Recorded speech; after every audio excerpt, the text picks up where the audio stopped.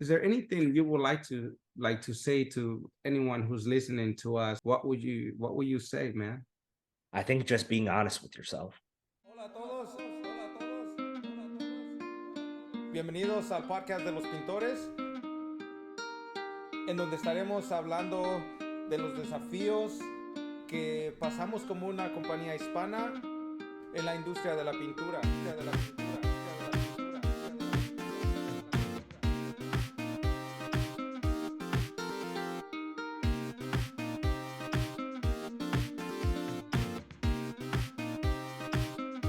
En la industria de la pintura.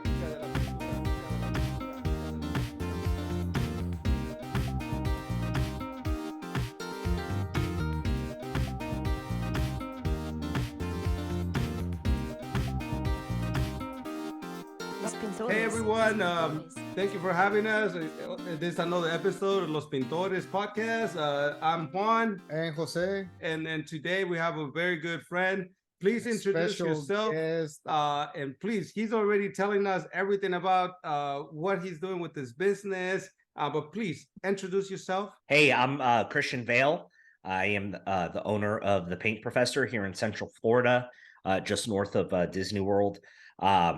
I've been a painting contractor independently since 2015, December 2015, but I've been in and out of the trade since I was 13. So I have just about over 2 decades of experience in the trades. I didn't like fall into the trades, as they say. I've always had that like aptitude, that like handiness. So I thought I wanted to be a car mechanic, but I wound up meeting a guy from my church growing up, and he was a handyman, and he taught me a bunch, and kind of went back and forth with some other jobs, but opened up my own painting company in 2015, serving like Seminole County and Volusia County. I've had subs in the past. Subcontractors work for me in the past to knock out a certain couple jobs here and there. I've had some direct hires. Currently, I am independent, so I don't have any employees, either W-2 or 1099. So it's just me, and I have a heart for knowledge, a heart for learning, heart for teaching. I'm always wanting to be better, and that's kind of where I'm at today. That's good, man. Hey, but let me start here before that, right? I love the hat, by the way. I just had to bring that up. I just found it in my closet. I don't know. Hey, you got points for that. Let me tell you. Yeah, Thank man. you so much. Yeah. Love. See, that's the power of the networking, right? Illusions sure. is all the way. Free swag. Florida. This is the reason why you need to join PCA, because you'll get a California hat. Right. You get you get a California hat. We get to have our California hat in Florida. So hey, what's so wrong with that, right? So nothing wrong with that. Yeah, man. It was crazy because you were just talking to us about like the PCA, and so we don't really start with that, but what you were just telling is just amazing. Would you kind of elaborate a little bit on that? I know I'm gonna have to make you do this again, but we're gonna have to splice that in. But the what I was saying was, we were just talking about like how I got in with PCA, and it's just amazing that you guys were sharing your story. You started with PCA 4 years ago or 5 years ago. 5 years ago. I became familiar with PCA. I didn't become a member 4 or 5 years ago. I've been a member for 3 years, but when you guys first started, you're 12 months in, would you have ever imagined that you'd be hosting a podcast that's syndicated on the PCA network? Or, I know you guys do events in your local area. You do events across the nation. I believe you guys, didn't you do something at Expo this past year? Or is that next year? The year before. So this year, the only thing, I became part of the board, so okay. I am on the board of the PCA myself. Yeah. We're starting a new movement for the Hispanic contractors. So that's the thing right there. like when you started and you were 12 months in, Yeah. did you ever think that you guys would be doing any of this stuff that you're doing now? Never. Never crossed our mind, man. That is the beauty. That in itself is the beauty of our trade association, because there's a lot of trade associations out there that are all like the good boys club, and Yes. like you have to have been there forever and you can't do anything. PCA says, hey, we're a soapbox, we're a platform. What message do you guys want to talk about? That's For very true, years, man. all people wanted to talk about was what brush to use, what paint to use, That's true. how many coats to do. And now it's like, hey, I want to run a better business. Hey, I want to help elevate the painting industry. Okay, PCA says, how do you want to do that? You want to run a podcast? You want to do this? You want to do that? We'll help coordinate it. What's your message? Get it out there. And that's what's so amazing about this organization. The heart behind it, it's just a vehicle for us to get our message out, to really help elevate the industry. And I personally just, Jose, we've met personally 2 years ago. Juan, we haven't met in person yet, No, we but haven't. like I feel like I know you because I listen to all your podcasts, even the ones in Thank you. Spanish. There you go. I understand some of it, but I just can't translate that fast. No problem. We're Um, working. We're working on doing subtitles. You know, it's a work in progress. There you It's a go. work in There you progress. go. Well, I'm Puerto Rican, so I know my family's like, you don't speak Spanish, but What's wrong with you, buddy? exactly. They're gonna have to translate for you for right now. For sure. But I appreciate everything that you guys are doing, not only for the industry, with teaching, but I said earlier, you guys, I can't think of another company that does as much research and development on products and finishes, than you guys do. Thank you, man. Just This is this guy amazing, here. you. This amazing. guy is this guy's the brains. You know, he has to No. find the exact product, No, the exact application, if- and so many other different things. You know, when it if we comes go to back production. to if we go back to PCA, right? It's Yeah. like, how do you run your business? How can you do business better? And I think part of doing business better, it's understanding, if we go back to painting, it's like we need to understand the products and to create a system. I'm like, if you don't understand a product, it's like the product is gonna fail, and the first thing is gonna be, the first thing is gonna come out of, somebody's like, oh, well, the product is garbage. The equipment is garbage. It doesn't work. Yeah. It's like we didn't educate ourselves. We didn't do our research on the product or the materials or equipment. So that's one thing that we learn from, when we go to PCA, how do we Yeah. professionalize the business. And I actually just had lunch today with my Sherwin-Williams rep, and that was one of the things that we were talking about was product failures. And he said the thing that he gets the most calls about when it comes to product failures, it turns out that it's an application error. It's Yes. very rarely ever the product. The product. Exactly. I know when I first started on my own, so that's 2015, let's say 2015, 2016, somewhere like that. Sherwin-Williams spent $115 million that year on research and development. Yeah. Yes. That is more money than I'll ever earn in my lifetime. So what makes me all of think us. that I know what makes me think that I know better than what Sherwin-Williams is saying that's on the label? Like, just follow the instructions on the label. It's super easy. And I you know, don't, it's like I don't, so when we do certain applications, so as you know, in our social media, like we really like to explore with Yeah. materials. We love a You say challenge. get in trouble. Yeah, you know, we still get in trouble, but we always say that we know the application, we know how to apply materials, you know, we know the application, but we don't understand the product. Okay, each product gets applied differently. Some like the sun. We just had this training the other day with Envirolac, and one of the things that we found is that one of the products loves heat. You know, Yeah. I can dry that thing in seconds or minutes. And then there's the other product, acrylic, same thing, but Because does not bubbles, did not take the heat. You put on the heat and you try to heat it up, it starts bubbling. And we're like, that's a perfect example. You know, understand your product. And I think that you know, as painters, we need to understand that. We need to understand what we're doing, what we're applying. Is it cold outside? You know, before we started working with epoxies, we didn't know that some of these paints, they need to be heat up at a certain temperature. You know, some of us painters were like, oh, just grab the paint. Instructions say, you know, mix it for 5 minutes, and you're gonna mix it for 5 minutes, and then like you're done. But you know, That's not it. but you don't realize, you know. And so when you start looking into product and how it gets applied, that's when a lot of us can get into trouble. But because we don't research. Yeah, but it's not only the application, it's also the substrate, right? Because Exactly. I mean, when you're talking, I know you guys do a lot of like pickling and acid stains and stuff like that. When you're selling that to your client, I imagine you're saying, hey, you're not saying I'm going to give you this outcome. You're saying I'm going to give you this process. These are the steps I'm going to follow, but we're working with a natural material here. The wood's going to do what it wants to do. Yeah, exactly. And then at that point, we can lighten it, darken it, cover it, like whatever you want to do at that point.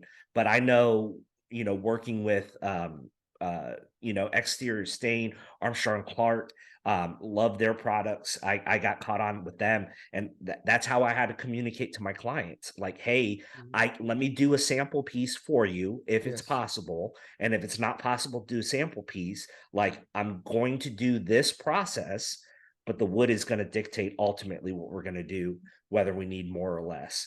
That's From very that true. point. Exactly. You know, So I was gonna Yeah. ask you something, right? But you just explained it to me. I was gonna ask you why the paint professor. I just I mean, you know what? this is why. I mean, Yeah. God, it sucks. Talk about somebody who has knowledge. Talk about knowledge, man. Yeah. I love that. The way that I always tell my clients is what we do isn't rocket science, but it is building science. So there's still a science behind it.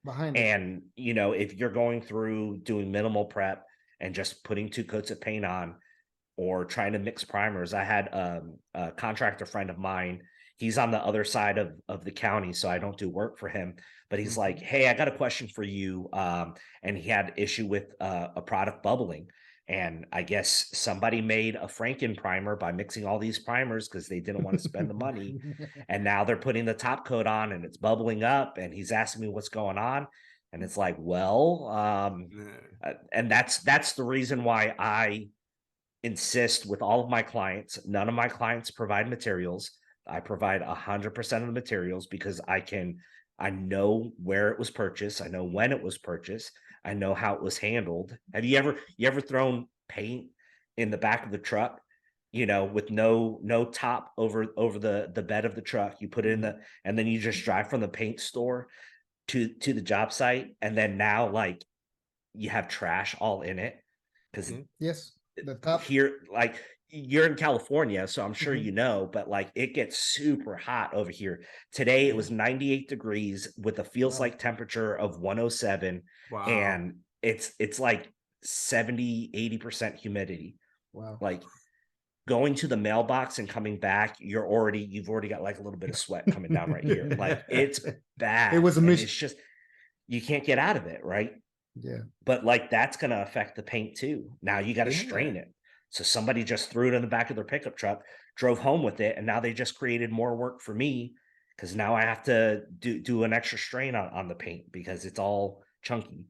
So wow, man, you get very technical on this stuff. I know, no wonder why the name. Well, you know what? No, not just the paint professor. I mean, when you know about your you know, anything on the field, but like I said, for me, the one thing that I understand is like you're very technical, not just on the field, but also on the business part. One part that I share, and these I had to, you know, people have to know, but there is one golden nugget that I got, you know, out of this 2022 Orlando Expo. Yeah. So it was Friday evening. It was the last day and the last session, right? Round table, and it was only GLS painting. I know it was a couple more guys. But it was just a handful that we stay over there. And I remember we had like 15-minute rounds. And then, you know, we touched two of our subjects. And then like, well, we don't have nothing else to talk about. And one thing that we talk about was, you know, your VIP, when you have a VIP employee, right? Oh, that's right. You told me that.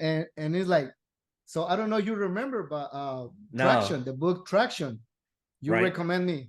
that book traction. So in my head is like, Juan, we gotta get this book, and we don't read books. Okay, by the way, We listen to listen to books. Yeah, me So- too. Audible.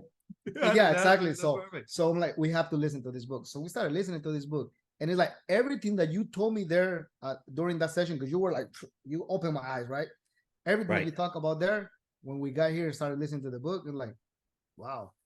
To me, it's like paint professor. That's why they call you the paint professor. I mean, You you know, know Yeah. I'm telling everything. you, the paint professor gets thrown out a lot around here. Yeah. Let me tell you, this guy, and because look, just kind of go back to what he was saying. We were having an issue with the guy leaving at that time, you know, taking out Yes. from the company, and I it was, remember. you know, I remember it the was- conversation. Yeah, It was a yeah. lead. It was one of your lead best guy. Lead painter. painters, Mhm. that's and right. then you like promoted him or something, and then he Yes. wound up leaving for a couple dollars extra. Yeah. Yeah. Yeah. And more than anything, I didn't understand that term until he brought it out to us, to me, about the VIPs. You know, like this guy is your VIP. Like he's most important than everyone else. But it's not true. You know, like we all equal in our business.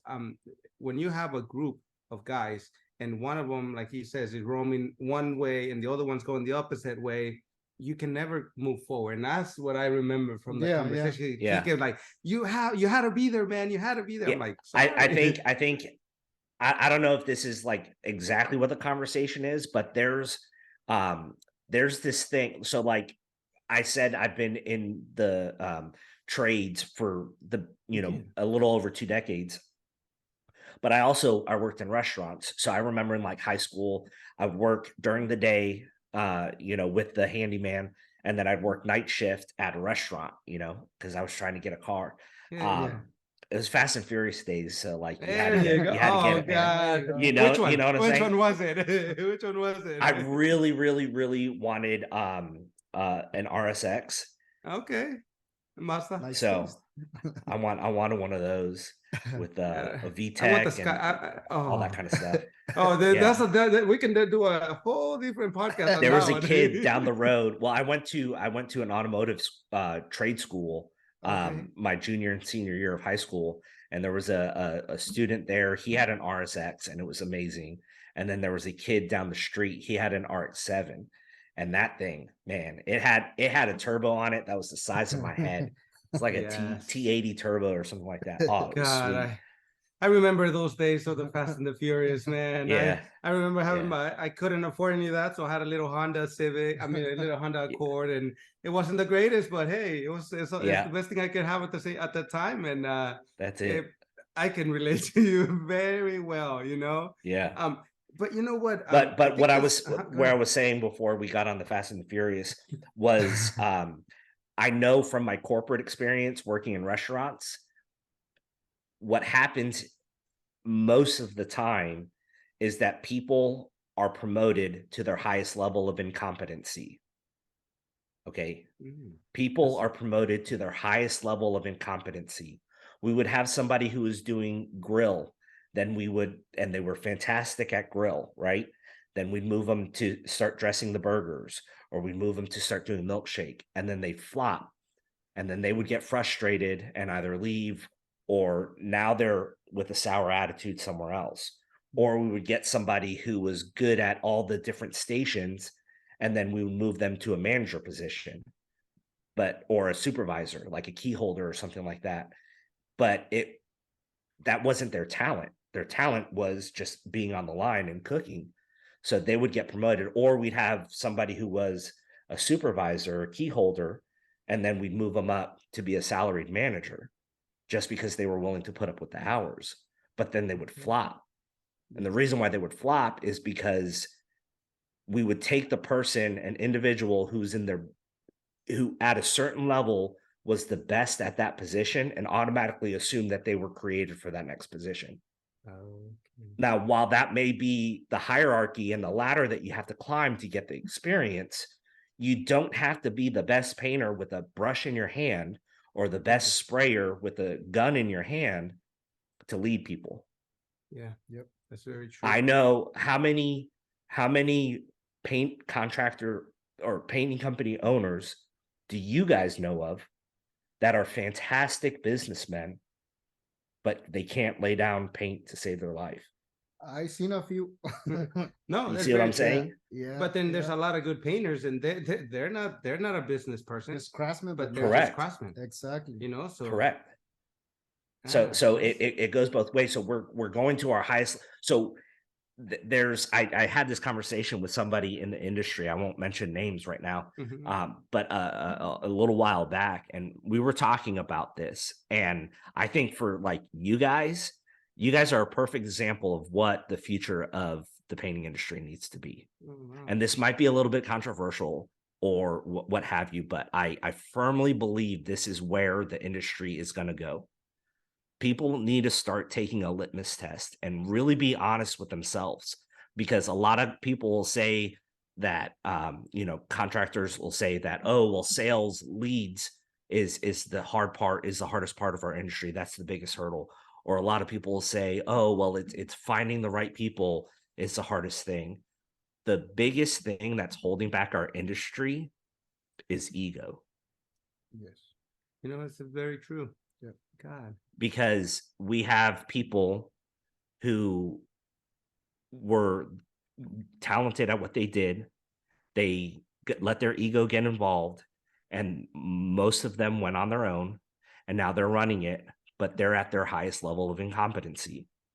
They're not uniquely qualified to grow the business in the way that they want to. I mean, I'll include myself in that. I've been in business for 8 years and I'm still a solopreneur. I've been scratching at growth and scaling for the last 3-4 years. But like at some point, I have to be honest with myself. Is this a skill that I lack? Or am I just not risk averse enough? And But what if do you I think? took, So let me just touch on that. So what is your take on I that? think it's definitely risk averse. When I first started my business, I was going through a divorce, Sorry to hear and like it was just me. So I was just kind of doing my own thing. I didn't want to really like associate with people. So working by myself was very That's attractive, right? Mhm. But at that point, I didn't want to scale. I didn't want to grow. I was just owning a job.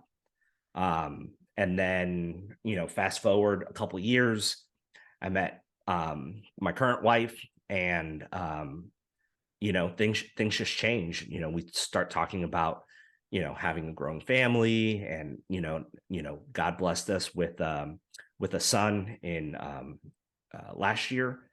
So Congratulations, man. yeah, thanks. So there's just a lot of things that have changed for me.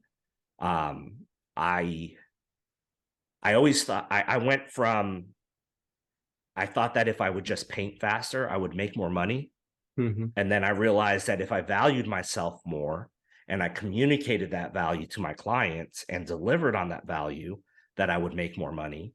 But there's a certain point with that you have to start scaling. Yes. But to me, what's more important now is having more time with my family. Okay. Yes. So if you look at my numbers from 2021 to 2022, I was flat. But in 2021, I probably missed dinner 2 nights a week. I'd miss dinner, whether it was Mhm. 15 minutes or 2-3 hours. I'd miss dinner Yes. about on average 2 nights a week. 2 nights. And then fast forward to 2022, my son's in the picture. My wife's at the end of her pregnancy. My son's in the picture. Like life's different now. Yes. And I was able to remain flat in sales. And I think I only missed dinner twice the whole year. Awesome. Congrats, man. That's it. Family's first. But So- it's a life. So it's it's you not can always choose. about top line revenue. It No, can't be. It's You have to different balance. chapters. Well, Mhm. I have some thoughts about balance. I think being balanced is harder than it is to be super focused. Okay. So think about it. If you're on a balance beam, you're on a tight wire, right?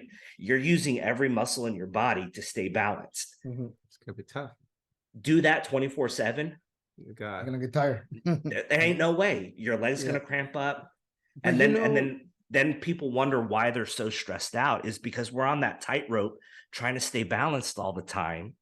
But when I'm at work and I'm applying coat of paint, or I'm trying to talk to a client to sell a job, there's no way I can be there. Like, I'm in that moment, I'm not a father. I'm a salesman, That's I'm a right. painter, I'm 100% focused The on that. contractor. Mhm. If I try to be balanced in that moment and my wife called me and I say, "Oh, excuse me, Mr. Customer, hey," and I start having cannot do that, that's conversation, correct. now I'm nothing for nobody, right? Yes.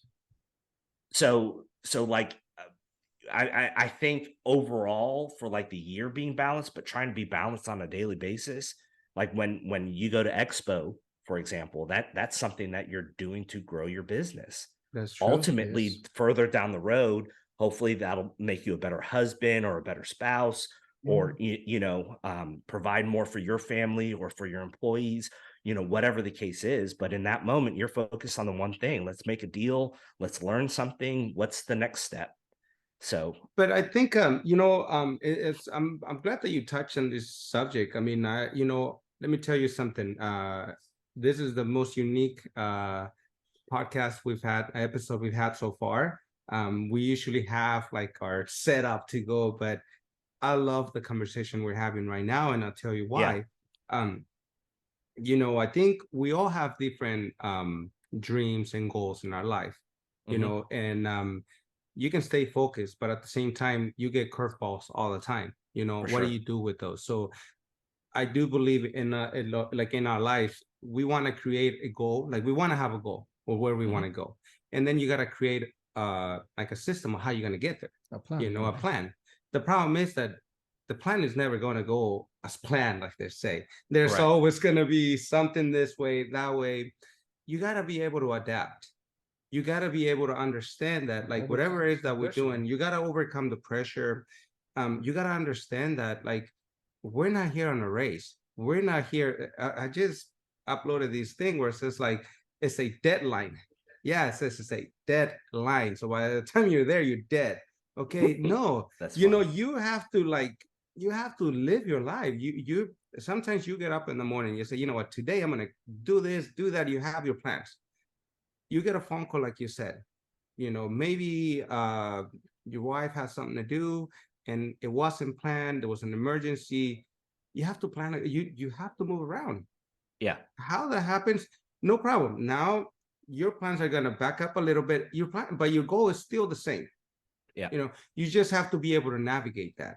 And so I think that the greater thing, that one of the best things that we're doing here, at least for us, is we're trying to educate ourselves in the business. The family, it's a separate area, but our business, the more we learn, the more we understand our business, the better we can be at creating a system, at creating certain things that we're going to alleviate that. We're not going to wait until that happens. We're going to take those times as they come, but the goal is to, at some point, we will be completely out of that. When that's going to happen, I don't think that's ever going to happen, because we're going to keep evolving. But correct. It's understanding that and creating that. And so it's not just with the painting, but with our family, with ourselves, with our growth. So, man, like you're deep in this stuff. Like you got me thinking, man. You got me thinking here. And see, when you, like you say, you work, so you're by yourself right now, right? So you're a one-man shop. Yep. So, and we have a business that has, a bigger group. We have an office that requires, employees here. So it is tough because there's so many different moving pieces that if you need to be on every single thing, like you said, the balance, you can't do it. Yeah. So you got to find that not the balance, but learn to flex on which way you need to go.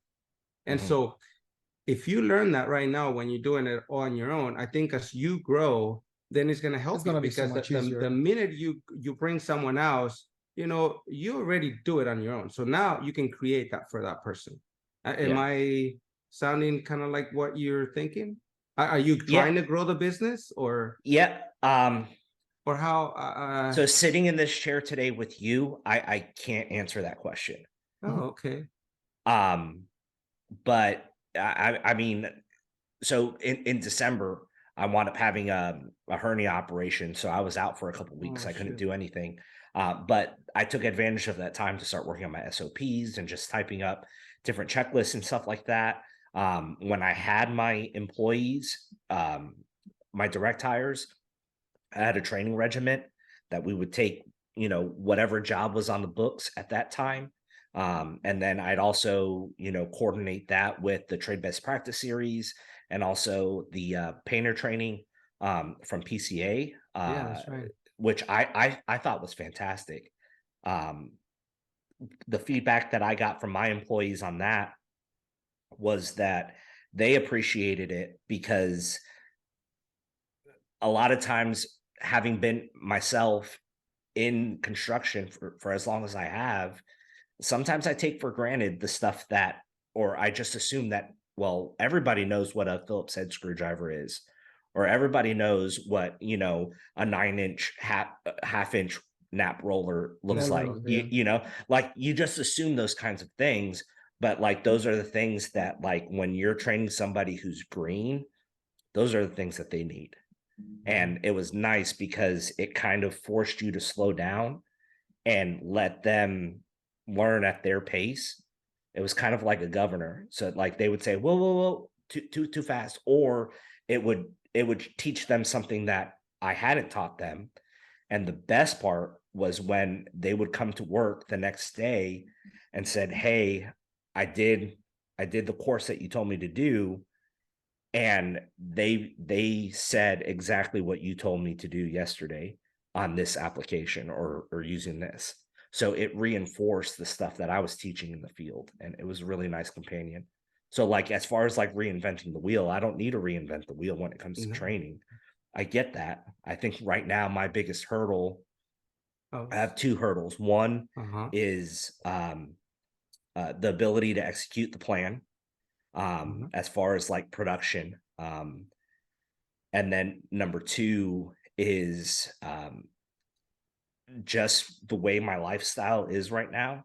I don't really have a network to tap into to let people know, hey, not from a sales side, but from a recruiting side, because recruiting is something that you got to do every day. Recruiting isn't just like, oh, I sold this job. It's a $30,000 job and I'm going to need 5 guys on it so we can knock it out on time. That's not when you start recruiting. Recruiting is a daily thing. You go to Starbucks and someone gives you great customer service. You just say, hey man, like I noticed that there's this guy over at the Ace Hardware for up the road from my house. He's probably in his early to mid 20s. Fantastic kid. Seems I think that he's like related to the owner, so I haven't like been really forceful on it, but every time I walk in, he knows exactly where everything is. He helps me out, and it's like, those are the type of people that we need to be like, hey man, if you ever want to, like, I noticed something different about you, and I want people like you on my team. It's funny. Don't even say the word painting. Don't even say the word painting. No, because it's got nothing to do with painting. It's got nothing to do with painting. People want to be surrounded by good people. It's true, because when we I remember and this is the last year too, we were having an issue of hiring painters just like anyone else, right? And so they're like, so how often are you recruiting? I'm like, what do you mean recruiting? Like that? We're like, we didn't know that to me that's a thing. So it wasn't an everyday thing. It was an everyday thing. So we're like, right. No, I mean, we try to hire people. No, it's like, no, you hire people, you're always recruiting. So something that we changed in our business is like, now we have ads on different, in different platforms. And now we're constantly recruiting people. We're hiring. Bring in your application. We see someone that stands out, come in.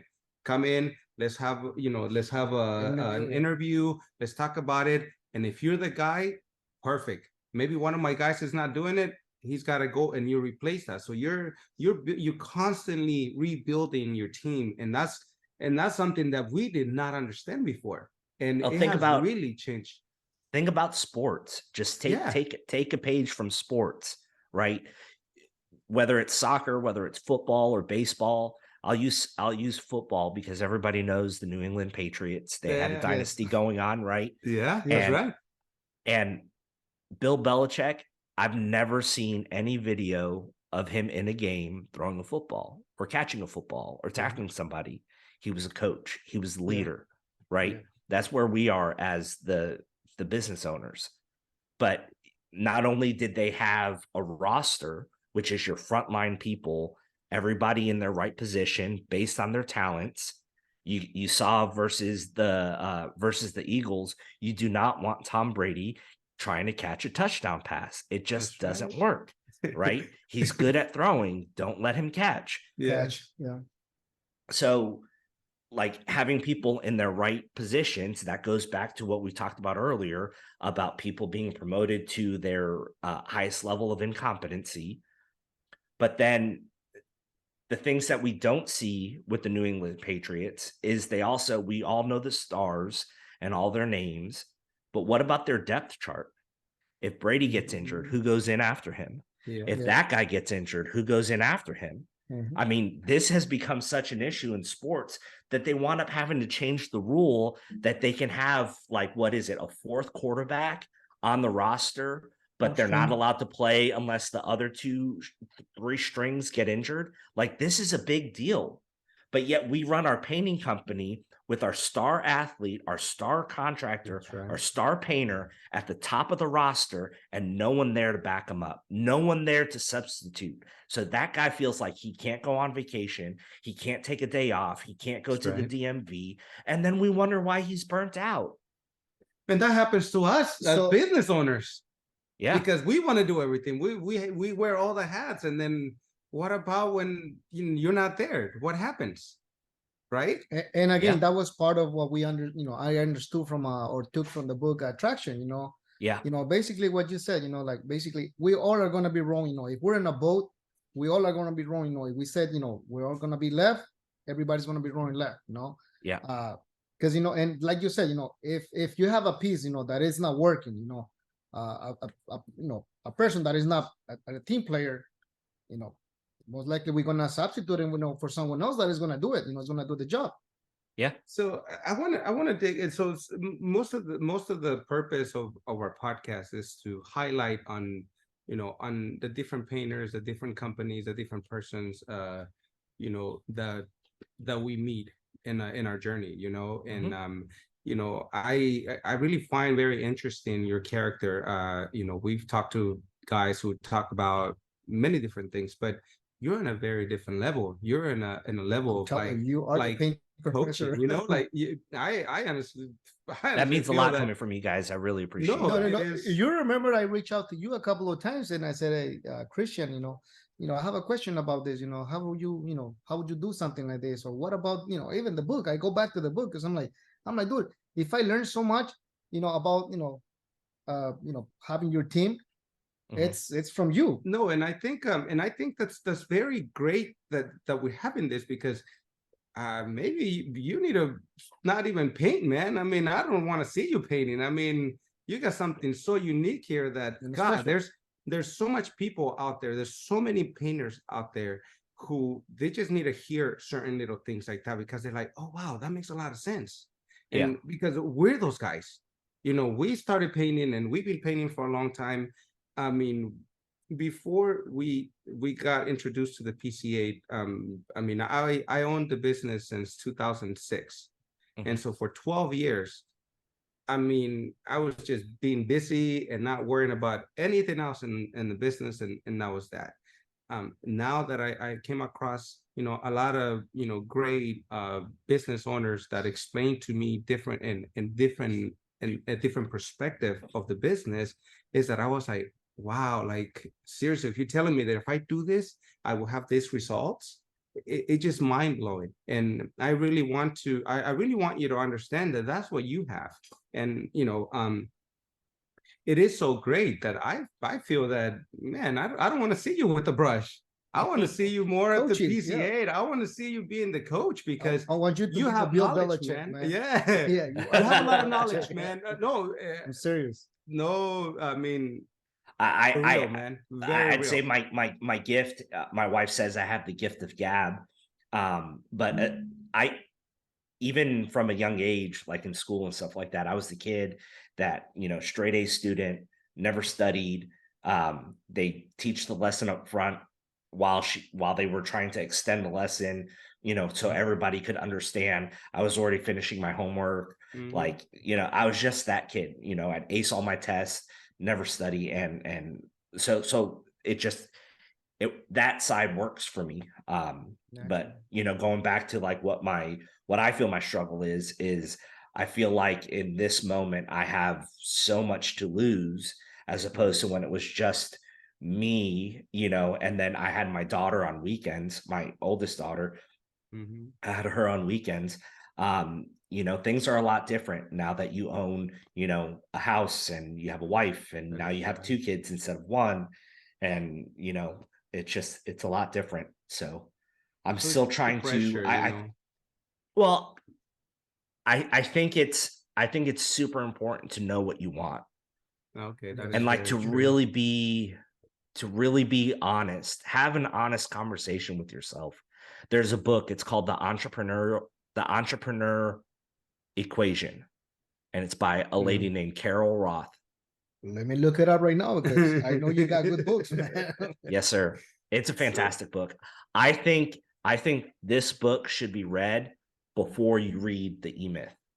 And Okay. everybody talks about the E-Myth, right? well, that's the first one. That's the Michael first book Gerber. that we. Yeah, Everybody Michael needs to Gerber, read right? this other one because here's the thing is like Michael Gerber's talking to the lady who wants to make pies Yes. Yes. and she loves making pies, she loves Mhm. baking, but now she's spending 40 hours a week doing paperwork and doing Mhm. marketing. That's She right. doesn't want to do That's not that. her job. She wants flour on her apron. She Yes. wants butter between her fingers, Yes. She wants icing on her elbow. That's what she loves. You can't get that from QuickBooks. No. You can't get that from Canva. You can't get that from an SEO campaign. You can't. But like That's if she was really honest with herself, what if she took her talents to someone who is good at that, like you guys? Juan, from what I understand, and correct me if I'm wrong, Juan, you're the business guy, mainly on sales. Jose, you're the operations guy yeah. and Yep. the technical wizard. Like That's right. you guys are modeling what the painting industry should look like. We have somebody who's and Juan, I'm not taking anything away from you. I know you No. painted for Yeah. Oh years, no, that's great. but like you've had an honest conversation with yourself saying, Yes. hey, I'm going to take charge of the business, the back office, the sales, and I'll take care of all the paperwork. I'm going to take care of all the paint. Like that's what we need. And like, just what was your growth after from before you guys started or, joined forces to Mhm. after? I mean, Well, it was just the amazing thing is I think it's just like you said, have an honest conversation with yourself. yeah, I said this in a couple of different podcasts of like I hated my whites, my pants. right. I said I don't want to be 60 pushing a brush. I don't want to wear whites. This is not me. Yeah, It's not me. And some people will be like, well, then how are you gonna be a painter? I'm like, I'm gonna figure it out, you yeah, know? And Jose comes along and I he's like, had a different idea. It's like for me, it's like no, no one if can do it nobody better. can do it better than me, if I don't do it, it's not gonna be done right. yeah, So it was kind of like a complete clash at the beginning. But then that's how we helped each other. Yeah. I guess mhm, that's where we really helped each other and saying, look, let me take care of this. And I don't know it, but I'm gonna learn. The biggest thing for Jose here has been like getting away from like, yeah, there's people who can do it, just you gotta train them right and you gotta do this. But let me tell you something that has happened to us. About 4 or 5 years ago, we set out to do something, to grow our business, to turn things around. And in this time, things have changed. a lot. You know, Jose has grown a lot into the business part. Like now he's getting really big into like, no, we need to be profitable. So we all are growing. Myself, I'm growing into the part that I love what I'm doing. Like I love hearing from other people. I love connecting people. I love being part of like the, now in this part for the PCA and just bringing awareness, because that is what brought us where we are. So Right. what we need to do is figure out how we can do that, but at the same time, having the need to build a business, to a team to carry our business, that has come from the need of us getting out there. So in order for us to travel to different places, we need to build a team. And so now we have to work hard for that. And so we've been working hard for that, to build that team. So it's not that we don't want to work. We love working. I mean, before I said, you know what, I want to get to a point where I don't want to work anymore. You know what I found out? No. That you're going to work more and more and more. Yeah. But you love it's just what you're you working do. on different things, right? Yeah, but you love what exactly. you do, you know? Yeah. And so that's, I guess that's the part. It's understanding, like you said, right now is your family is priority. You know, your family is number one. Now, you know, your background is painting, but you have a talent. You have a talent of like, you can articulate things so well. You can sit with someone, and I guarantee you, And that you can will, coach. you exactly. You can tell this person, follow these little things, and if they follow one of the things you tell them, they're gonna be set. You know, but that's something that we have to find, but we want to be able to do it. We want to. If we don't, then it doesn't happen. But if for you it is to just create that painting business, then somehow you're gonna find that way. But it's like I said, you having to find that honest talk with yourself. That's what you want to do. So have you ever considered that? Like doing like more Coaching? Yes. No. And why not? Everyone's a coach nowadays. No, not everyone. But not everybody has it. Not everybody has it. That's true. You just That's talk about true. the kid from the hardware store, right? You see sometimes something in somebody, right? And like we see it in you. I mean, I saw it. No, I'm serious. But see, see, for me, so like when I was in restaurants, I actually worked my way up to be a general manager. And we were doing in this restaurant, we were considered high volume, doing $2 million a year, throwing out burgers out the window, right? So we did really well. At my largest store, I had 75 people underneath me. Wow. I had 4 other managers and 75 people underneath me. And most of them were part-time. I had maybe a handful that were, but like that's a lot of scheduling, that's a lot of ordering and things like that. Where I excel, where I feel my heart is, and it's the whole message behind the Paint Professor, is I'm an educator, right? I love teaching people. So I knew in my market when I first started out that having been in and out of the trades, I saw a lot of people doing stuff and they either weren't doing it right or they weren't talking about it right. You know, this, and I quote, I was doing a flooring job for a client. This was 10 years ago. I was doing a flooring job and their painter was going through painting the whole house. And this was his sales pitch. He says, I use this product because, are you allowed to curse on this? Yeah, if you want to, go ahead. Pardon my French. Do some beep. Yeah, you're gonna have to bleep this out, making Oliver earn his money. He says, I use this product because it's really good. That's what he told the client. That's not bad at all. And I thought to myself, what does that mean? Like, it was a Bear product. It's good shit. Well, Sherwin-Williams makes good shit too. Yes. And so does Ben Moore and Kelly Moore and all these guys. But like, what does that even mean? When I first sat down with my rep, this was when I started my business on my own. I said, I know how to use this one product. I know how to apply it, but I'm a one note kind of guy. What else do I need to learn? What other products are available? That's right. But more importantly, when should I use these products? And it's at that point that I knew that I wanted to, my goal wasn't to sell the job. Like ultimately, obviously I'm in business to sell it. But my goal when I was meeting with the client was to create a more educated consumer. if someone's educated and now they see two bids and one of them says, you know, we're going to put down floor protection, we're going to tape off stuff, we're going to protect your home, we'll sand down surfaces, we'll fill in, you know, knock down the high spots, fill in the low spots, make everything smooth and flat.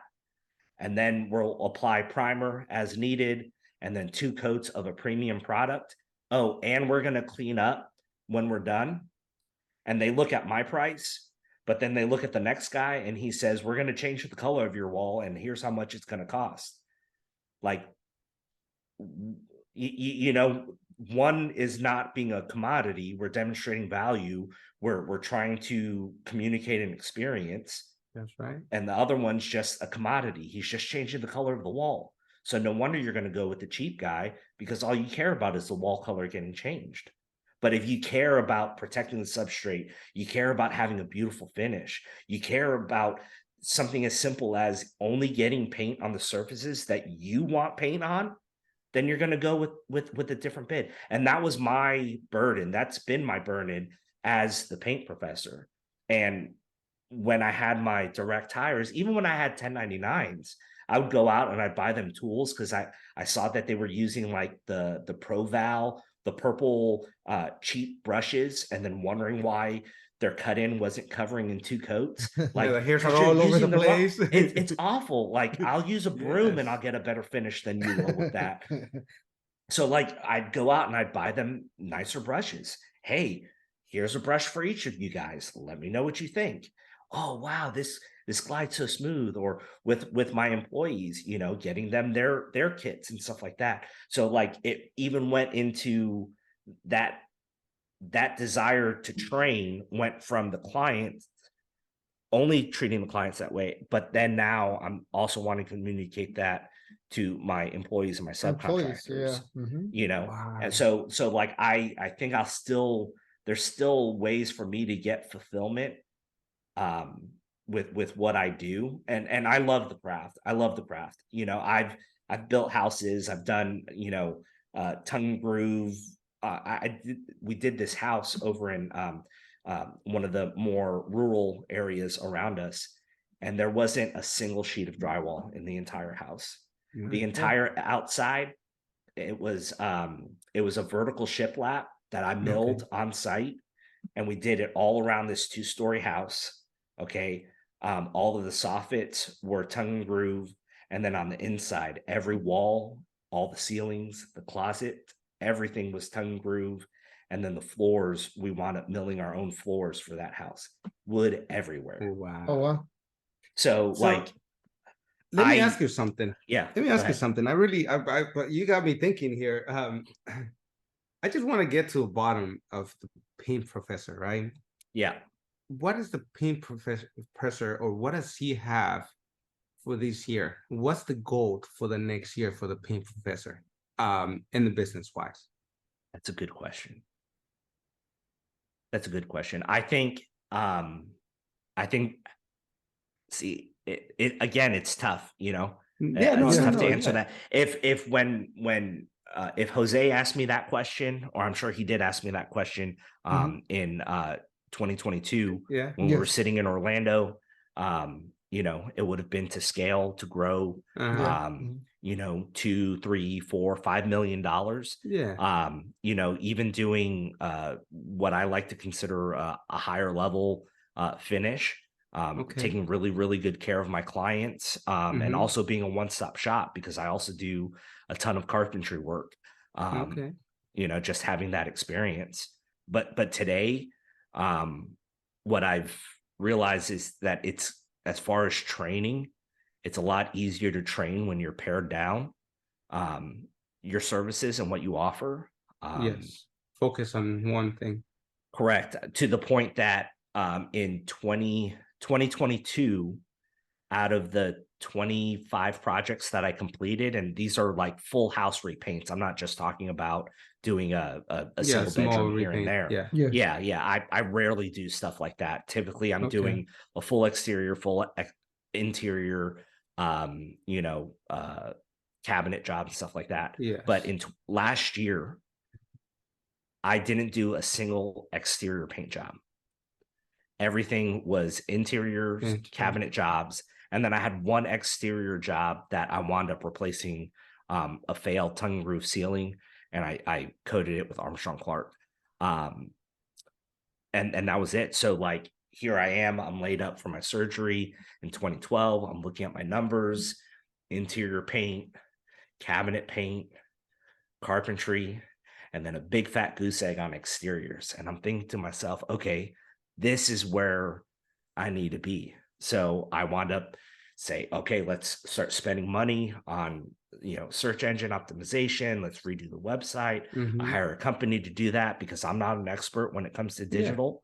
This year, I've done, out of all the projects I've done, I'd say 20% total have been interiors, and I haven't done a single kitchen.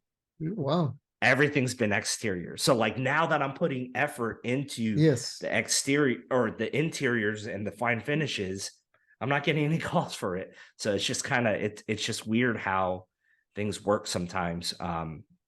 Again, like you said, you're trying to create a plan. But I think sometimes creating a plan is a humbling experience, right? You have to have a little humility with it. A wise man once said, everyone's got a plan until they get punched in the mouth. Yes, I heard that before. That was Sir Mike Tyson. Mike Tyson, right there. Yeah. Right. So I think the importance, I hope that this isn't discouraging anybody from making a plan. The importance of planning, the true importance of planning, is the process in problem solving. So you're posed with a situation, you're thinking through that situation, and you're documenting a process, whether it's in your mind, on paper, or what have you. It doesn't matter what you write down. It doesn't matter what you thought. What matters is that you've thought it through and you're problem solving. And it's an exercise, just like you do, curls at the gym, to get bigger muscles. You're just training that muscle of problem solving. And that's really the importance in planning. So right now, I guess, so family, it's number one, you know, and then business, we have to have a business, or not a business, but it's a source of income. We have to earn an income. Exactly. So that's kind of what it comes down to.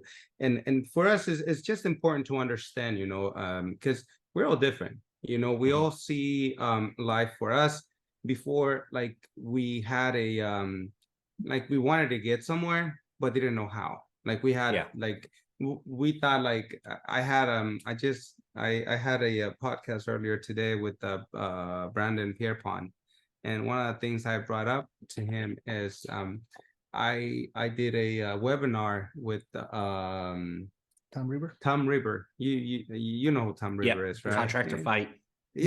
Tough guy, And I remember sitting in, this is 2018, right after our first PCA Expo, and we're sitting in these webinars, 5 of us, and he's asking us, so what do you want to see out of your business? Like, what's your goal? And I'm sitting there, and there's 5 people from just different parts of the US, and then ask everyone, and everybody had a pretty good thing going on. And then I'm like, he asked me, and it's like, so what about you? I'm like, you know what? I want to make $1 million. He looks at me like, okay. And he didn't say much. He's like, I'll come back to you. He's talking to everyone else, comes back to me. It's like, all right, Juan. And it's like, so let me ask you something. Why do you want $1 million? What do you want to make $1 million? There's $1 million to Juan. My question was like, I don't know, just because it sounds cool. Like, I think, like, reaching that goal is like, oh my God, it's an ultimate goal. And, I still remember that, because he goes, well, let me explain something to you. He was like, all right, so let's say you make $1 million. What are you going to do with it? I was like, I don't know. It's like, well, let me tell you, why don't you prepare yourself, learn, create a plan, and follow certain things. So when you get the $1 million, you're going to know what to do with it. And to me, it was something so, how can I say? For me, it was the money, but it was a goal. It was like something that I didn't see myself being able to reach that. but him telling me like create a plan to do so and stuff. And I remember talking to him later. We reached that goal. We never saw it.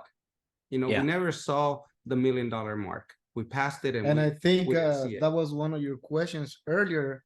So the first time before we partnered up, before we went to PCA, I think we were like combined. I think we were at 500,000 probably. We were like 480,000. Yeah, combined. Yeah. And this is like God, like we show up and everybody's talking about millions and everything, and it's not so much about the money.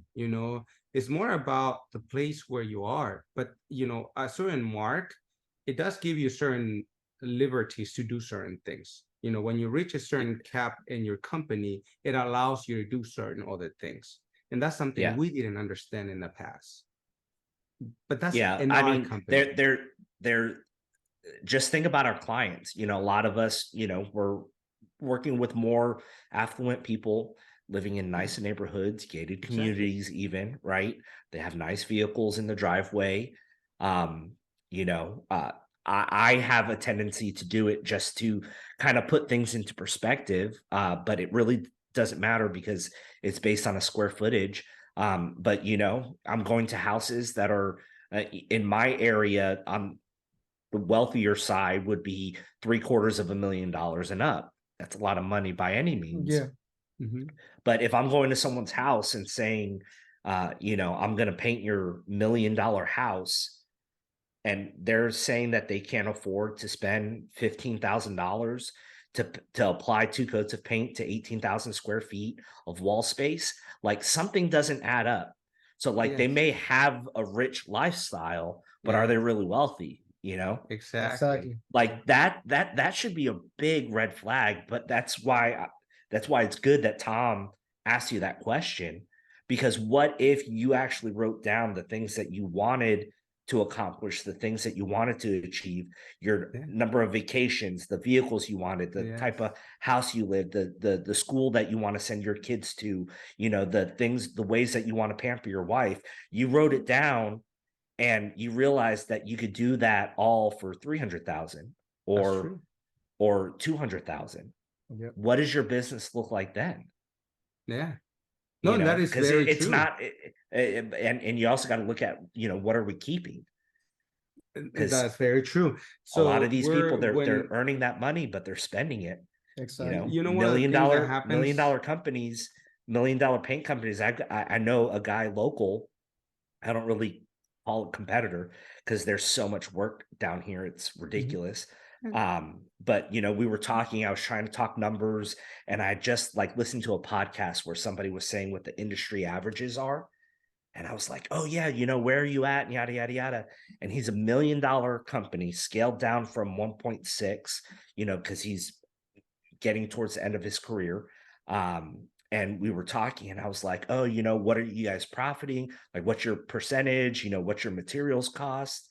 And his numbers were just so out of whack. And I found out that he's like, oh yeah, I make, the company profits 15%. And I said, okay. And then we talked about what his, product cost was. And he's like, yeah, it's about 15%. So I'm thinking, okay, so he's somewhere in the neighborhood, industry average. And I said, and then, what's your owner's compensation? What's your percentage salary wise? And he's like, it's the 15%. I said, you mean from your profit? He's like, yeah. So now I'm thinking to myself, here's a company that I want to model myself after. Yep. And you're hearing all these benchmarks of, what a successful company looks like. A guy who's been in business for 30 years, doesn't do any marketing, thinks that marketing died with the yellow pages. And he could have half that size business if he ran it right, make the same amount of money. Exactly. But so it's really not the size of the company, and so when we take these trips with Sherwin-Williams, they usually target a lot of the smaller companies or people who are getting started or people who want to maybe scale up. And what normally they come to us and we have this conversation and they say, but you have a big company, or I don't want to have a big company. And the answer is always the same. It's not about having a big company.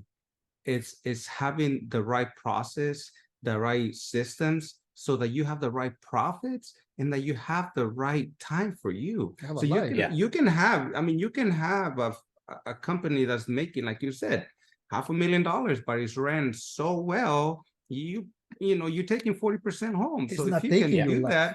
that, that's perfect. You don't have Yep. to have a big company. It's just creating something that it's gonna give you what you're looking for. And I guess that's the misunderstanding, that you have to have this huge company to make money. That's not the truth. Yep. I mean, But we that's got part of what, like, so I have a podcast too. It's called the Pain Points Podcast. It recently got picked up by PCA as well. Oh, So you nice. can listen to it on Overdrive. Go But check it out.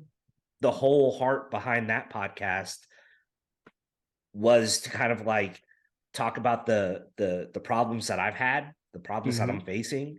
And I don't have the answers. I'm not a No. $500,000 company. I'm not $1 million company, but at least we can kind of like start the conversation of what it looks like to be this micro business, this solopreneur, and say, hey, it's okay that it's just you.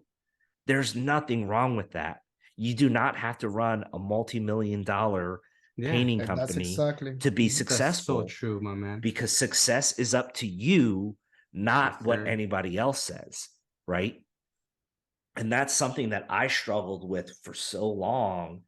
Is in the beginning, I would beat myself up because I'm like, I'm doing everything that I think that I'm supposed to be doing, and I'm still I feel like I'm running on a treadmill. I'm not going anywhere. God, Putting you're in in a the lot rat, of, it's like we're sometimes in that rat race, chasing, Yeah. chasing, and you just Yeah. don't get there, man. Hey, this has been like I said, this is one of the most interesting episodes we had, because we have a whole list of questions that we normally ask, but you have a very great point of view to the business, and it's just not the business. Like, you have a very unique way of seeing it.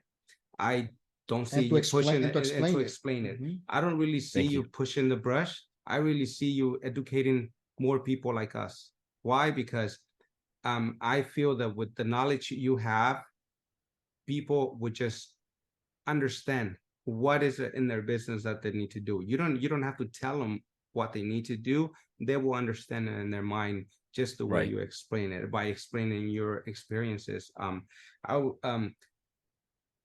every time we get into the top minute here, but is there anything you would like to say to anyone who's listening to us? Like, leave us with something, like it could be just about family, it could be about the business, by yourself.